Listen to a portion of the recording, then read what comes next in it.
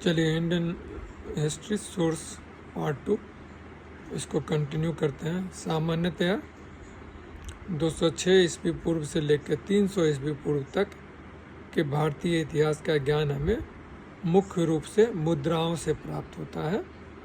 मालवा, यौधेय आदि गणराज्यों तथा पांचाल के मित्रवंशी शासकों के विषय में हम मुख्यतः सिक्कों से ही ज्ञान प्राप्त करते हैं।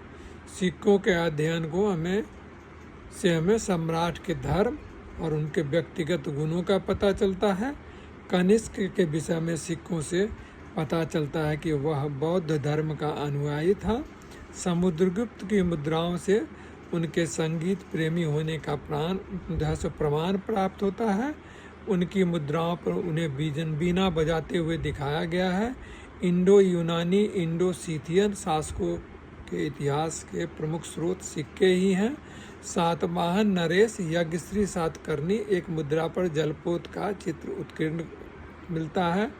चंद्रगुप्त द्वितीय विक्रमादित्य की व्याघ्र शैली की मुद्राओं से उनके शकों पर विजय की जानकारी मिलती है। उसके बाद हम लोग आ जाते हैं सिक्के के बाद स्मारक पे। स्मारक से प्राचीन काल के महलों मंदिरों की शैली से वास्तुकला की विकास का जानकारी प्राप्त होता है। स्मारक के अंतर्गत प्राचीन इमारतें, मंदिर, मूर्तियां आती हैं। स्मारक के विभिन्न युगों को सामाजिक, धार्मिक और आर्थिक परिस्थितियों का बोध होता है। स्मारकों और भवनों से वास्तुकला के विकास के अध्ययन में सहायता मिलती है। मंदिर निर्माण की 3 प्रमुख शैली थी, नागर, द्रविड़ और वेसर। उत्तर भारत मंदिरों की शैली नागर है। दक्षिण भारतीय मंदिरों की शैली द्रविड़ है।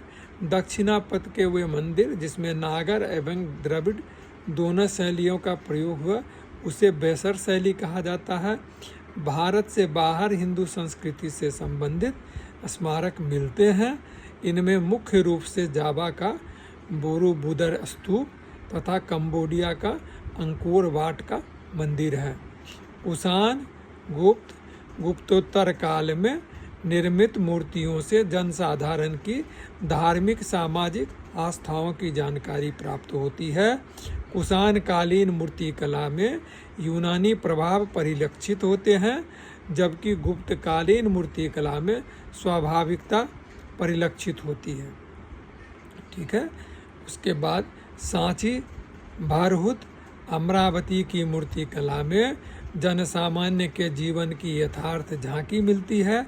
अजंता के चित्रों में मनोभावों की सुंदर अभिव्यक्ति मिलती है। माता और शिशु का मरणासन राजकुमारी जैसे चित्रों के मनोभाव का शाश्वत चित्रण किया गया है। अब उसके बाद थर्ड पे आते हैं अवशेष। ठीक है ना। प्राचीन भारतीय बस्तियों के उत्खनन से जो अवशेष मिले हैं उनसे प्रागैतिहासिक और आद्य ऐतिहासिक काल पर प्रकाश पड़ता है।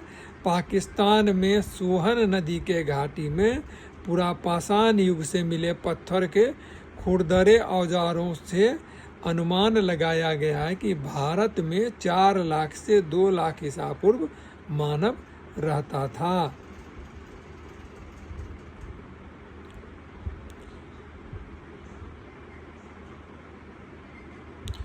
10,000 से 6,000 ईसा पूर्व मानव कृषि कार्य, पशुपालन, कपड़ा बुनना, मिट्टी के बर्तन बनाना तथा पत्थर के चिकने औजार बनाना सीख गया था।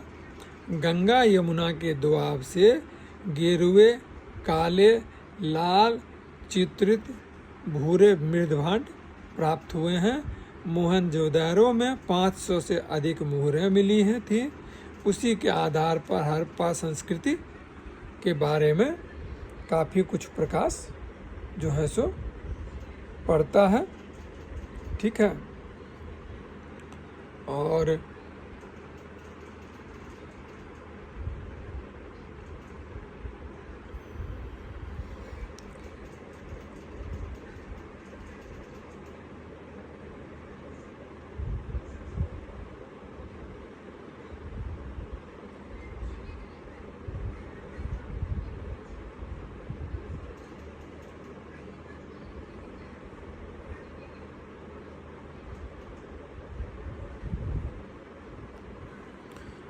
ठीक है। मोहनजोदड़ो को हो गया। उसके बाद अब बसाड़, प्राचीन वैशाली में 274 मिट्टी की मुहरें मिली थी। इससे 4वीं शताब्दी ईस्वी में एक श्रेणी का पता चलता है। कौशाम्बी पुरा स्थल की खुदाई से उदयन का राजप्रसाद एवं घोषित राम नामक विहार मिला है। अतरंजी खेरा के उत्खनन से पता चलता है कि देश में लोहे का प्रयोग 1500 ईस्वी पूर्व में प्रारंभ हो गया था। ठीक है।